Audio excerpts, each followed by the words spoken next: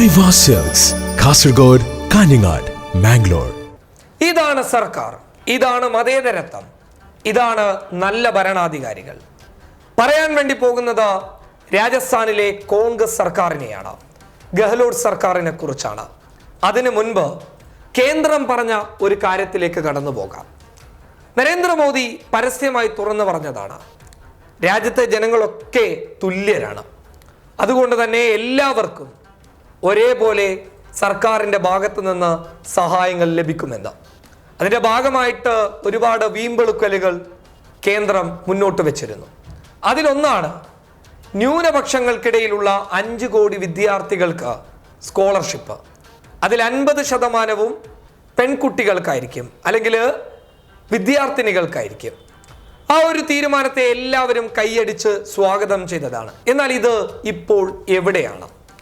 മദ്രസകൾക്ക് grand അനുവദിച്ചിരുന്നു, പക്ഷേ ഇപ്പോൾ അത് നിർത്തിവെച്ചിരിക്കുകയാണ്.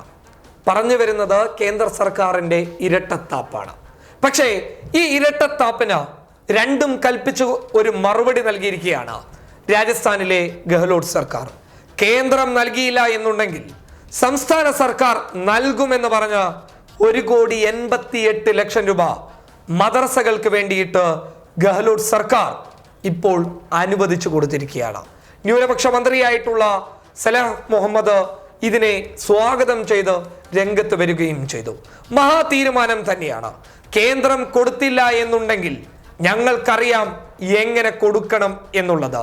മദ്രസകൾക്ക് ഗ്രാൻഡ് നിർത്തിവെച്ചതോടുകൂടി അത് വിദ്യാർത്ഥികളെ ബാധിക്കുന്ന ഒരു കാര്യമായി മാറിപ്പോകുമെന്ന് വിചാരിച്ചുകൊണ്ടാണ് സംസ്ഥാന സർക്കാർ ഈ തീരുമാനത്തിലേക്ക് കടന്നുപോയത് എന്നുള്ളതാണ് ഗെഹ്ലോട്ട് സർക്കാരിന്റെ വിശദീകരണം. എന്തായാലും കേന്ദ്രം മാറ്റിവെച്ചത്, രാജസ്ഥാനിലെ കോൺഗ്രസ് സർക്കാർ നൽകാൻ തീരുമാനിച്ചത് വലിയ ഒരു കാര്യം തന്നെയാണ്.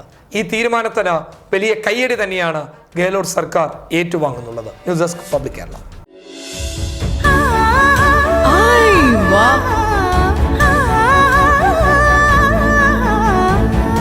Aiwa silks, Kasaragod, Kanhangad, Mangalore.